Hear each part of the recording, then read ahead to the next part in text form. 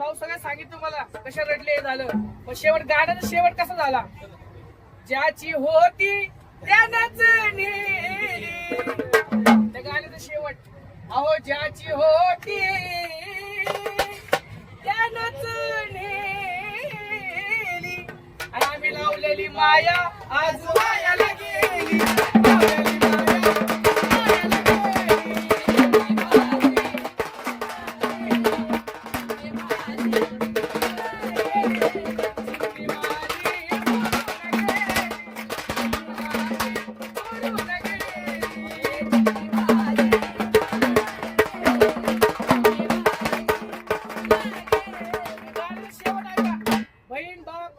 भाऊ बहीण बाप आई सगळे रडले, पण काय उपयोग नाही झाला.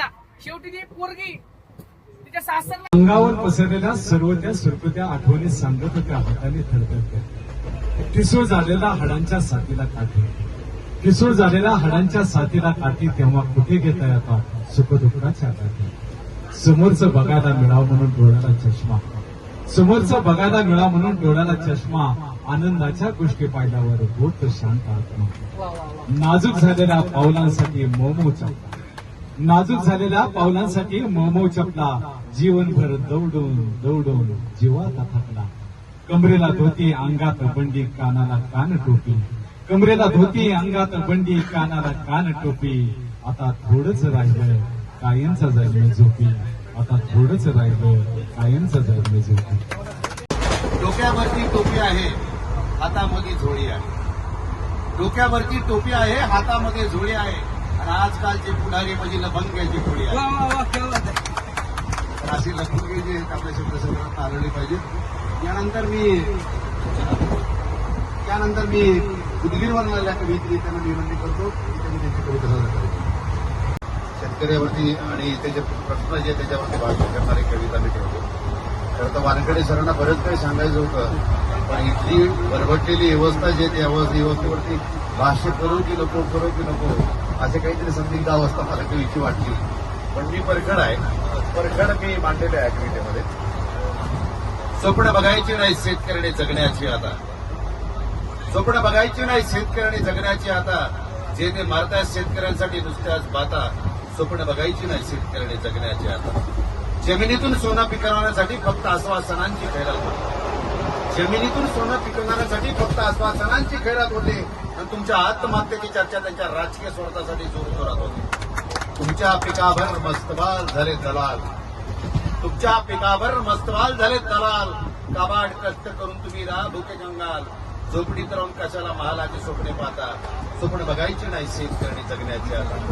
तुमच्या कष्टावर मारून ढालला, तुमच्या कष्टावर मारून ढालला, हे भरतात फक्त आपलाच गल्ला. तुमच्यावर मात्र कधी सावकाराचा तर कधी बँकेचा हल्ला, रकान्याच्या रकाने भरून बगडे करतात वर्तमानपत्रात गल्ला. तुमचा वाली फक्त बळीराजा, आणि फक्त बळीराजाच होता. स्वप्न बघायची नाही शेतकऱ्यांनी जगण्याची आता. आता हे प्रश्न आहेत, शेवटच्या 4 वेळेचे उत्तर आहे.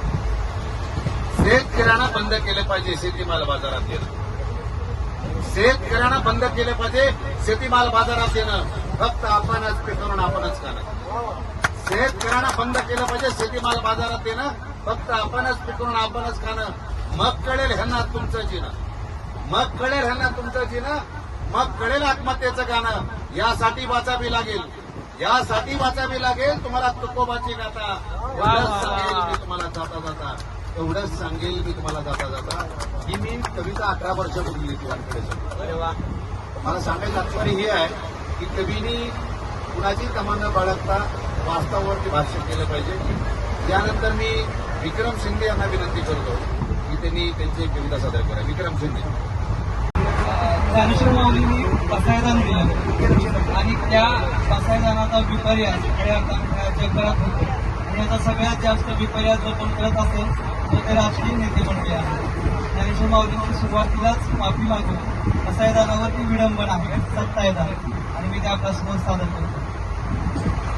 आता निवडणुका व्हावे, तिकीट मला आत न्यावे, निवडून मत द्यावे, मतदान आहे उदंड पैशाची रास पडो, दया भ्रष्ट कर्मी गती वाढो, काळे भांडे उघडणा पडो, मैत्र लबाडांचे विरोधकांचे तिमिर जावो, एकटा स्वधर्म सत्ता पाहो, जो नडेल तो उखडावो, जीव जात बरसत सकळ चंगळी, पक्षनिष्ठांची मांदियाळी, न डरता नेता मंडळी, भेटती सदा चला जाती धर्माचे आरव, चेतवा बंड फुकाचे गाव, बोलते जे उलट पेटवा याचे, हिंसाचाराचे जे लांछन अखंड जे घडून, ते सर्वही सदा दुर्जन आतंक हो तू, किंबहुना सर्व पापी